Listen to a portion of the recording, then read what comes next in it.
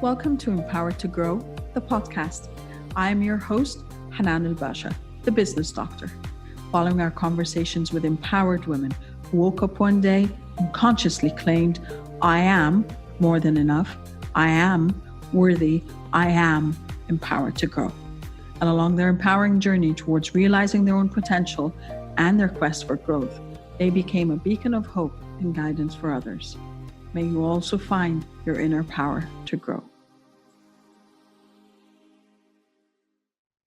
Hello again, everyone, and welcome to our Unchartered discussions episode of Empowered to Grow podcast. This is your host, Hanan Basha, and I'm still with the amazing Mari Vasan. Hi, Mari. Hi, Hanan. Thank you for having me back. It's my pleasure.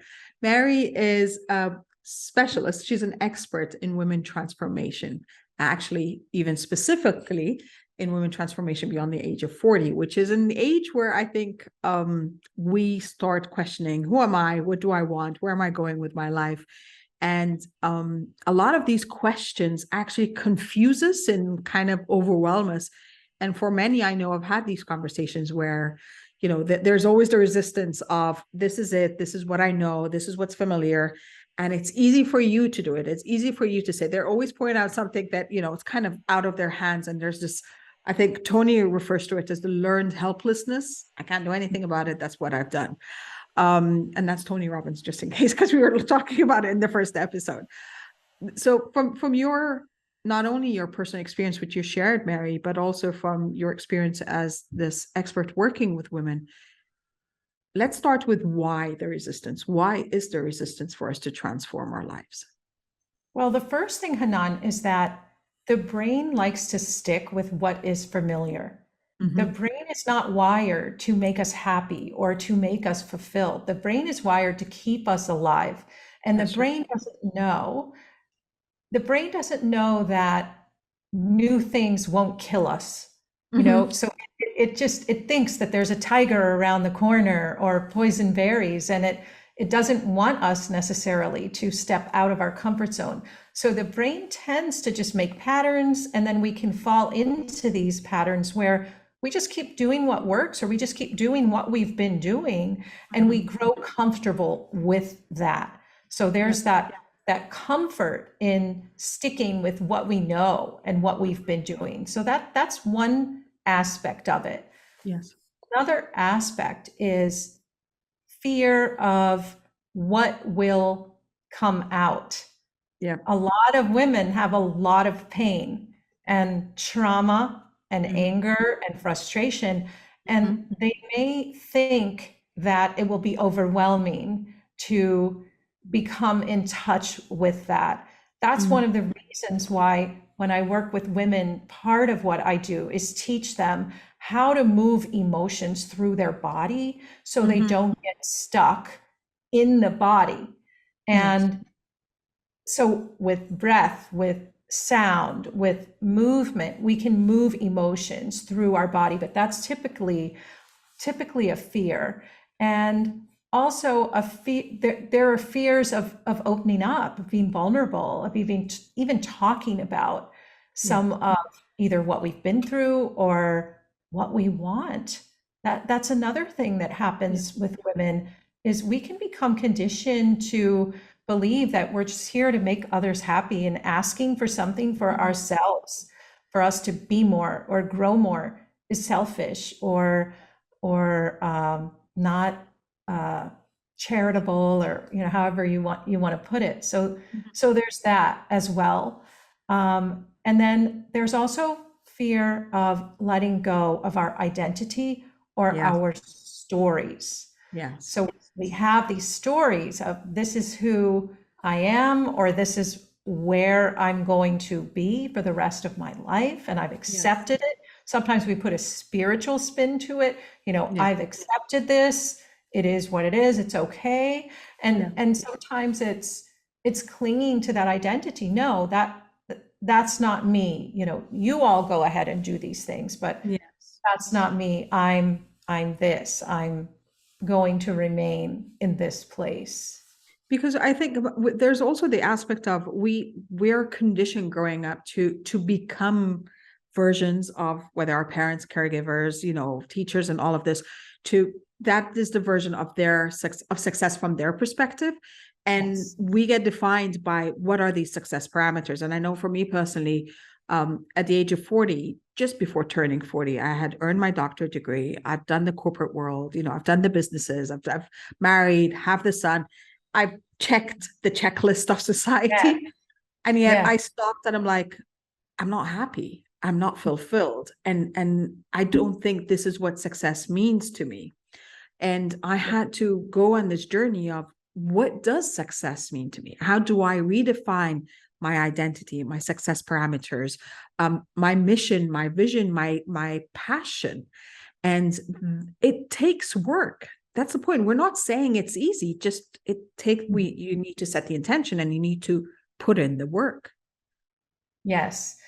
Yes. And one of the things that you're talking about is something I see all the time with women, and it's not just women, but that's who I work with.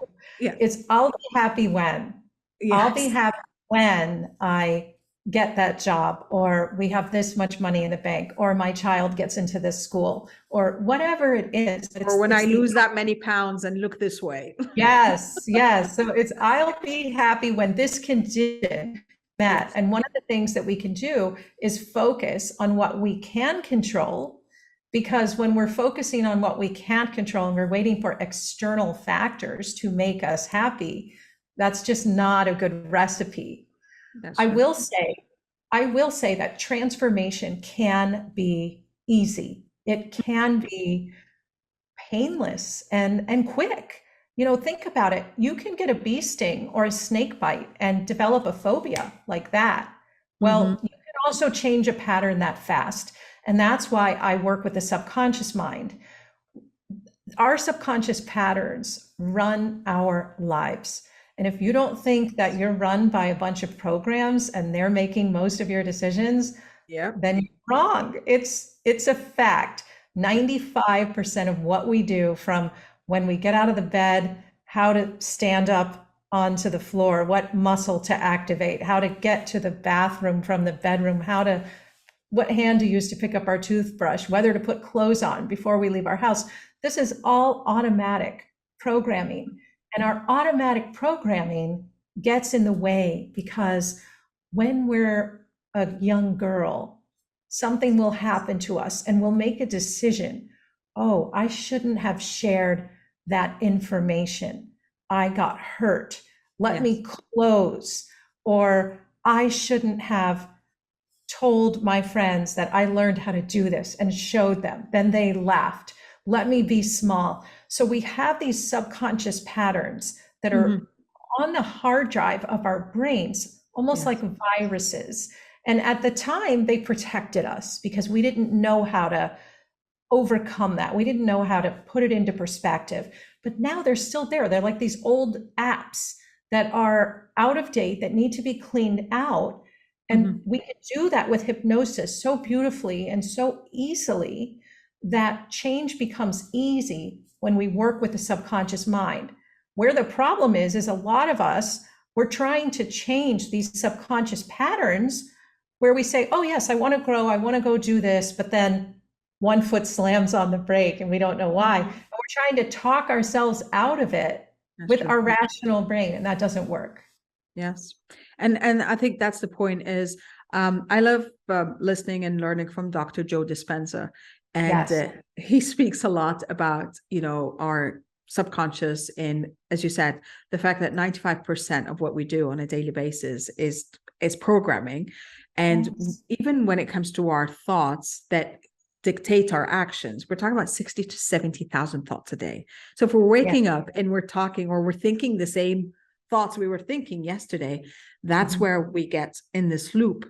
And it does take conscious effort to break that loop. But as you said, there are small things that we could do, or even big things that we can do to break that cycle and to kind of literally kick off on a different trajectory for our lives. Yes. And another thing I wanted to add, when you were talking about resistance to transforming, what I would add is that we are nothing but changing. And I learned this from my teacher, John Overdorf. He says, it's impossible for you to not change. So Mm-hmm. you are transforming. The Yes. question is, are you transforming in the direction that you want to, or are Mm. you transforming in another way? So we can't really not transform. We're Yeah. human beings alive and we are constantly changing. So why not choose the way in which you want to transform? That's what I would offer to women who might have fear of Mhm. around.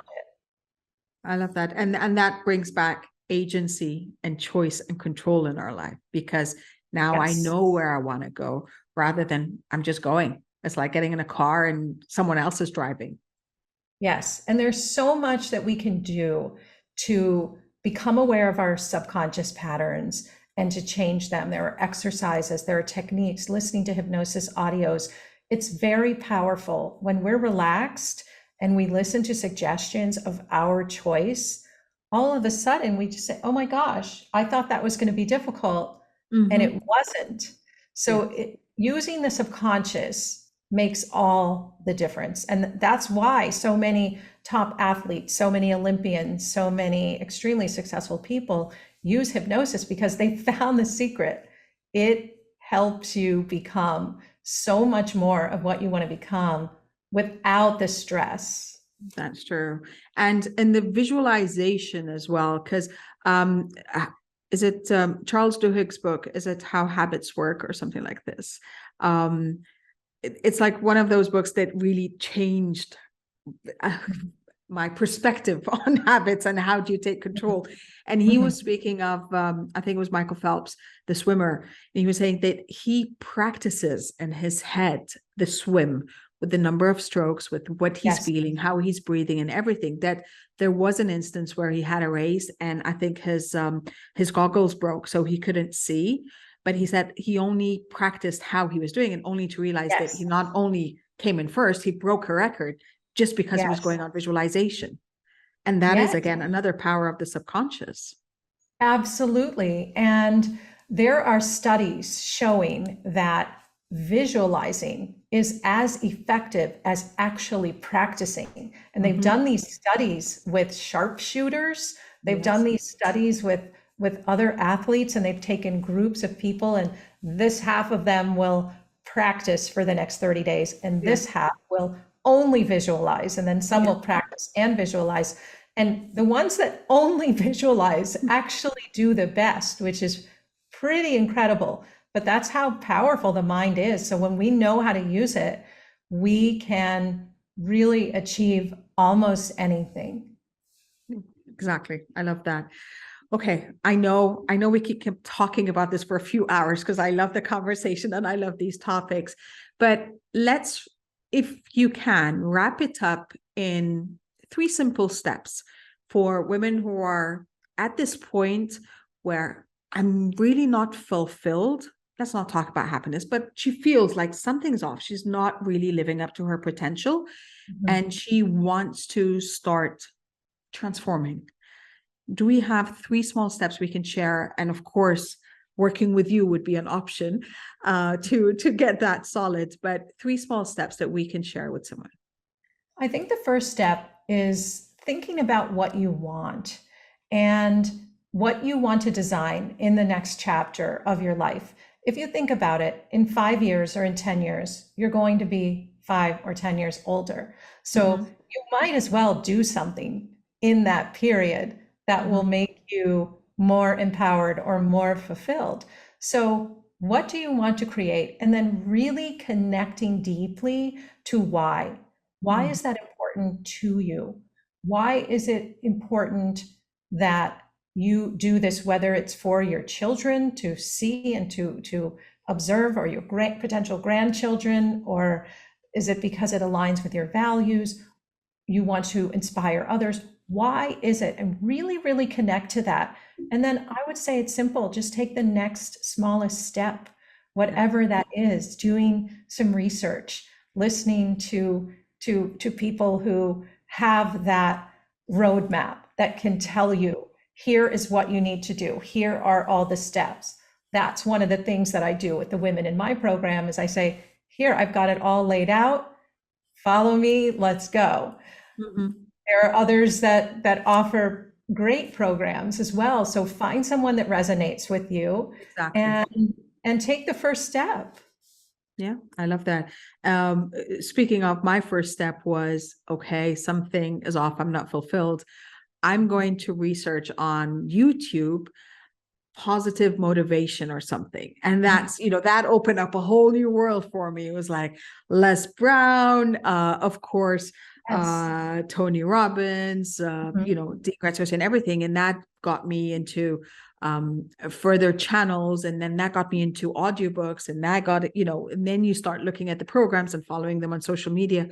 And it is, as you said, it's just one small step. And it started with 10 minutes a day, and then podcast, of course.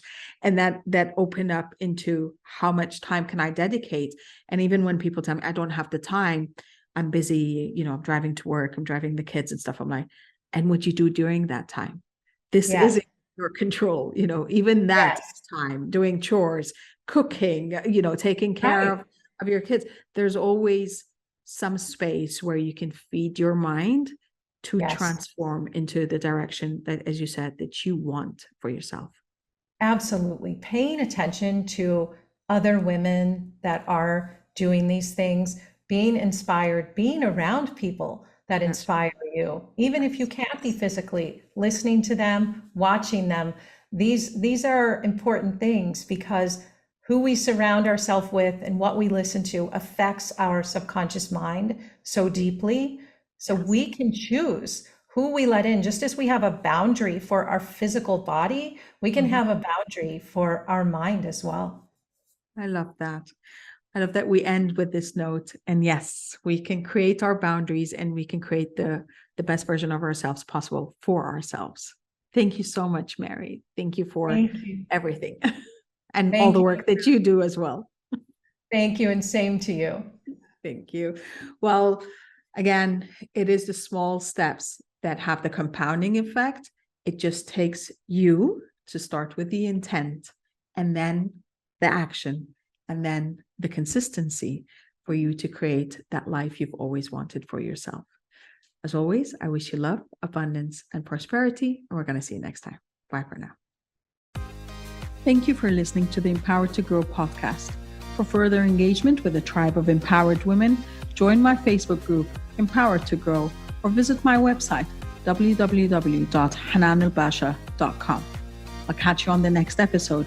And until then, know that empowered you empowers others. Love, abundance, and prosperity to you all.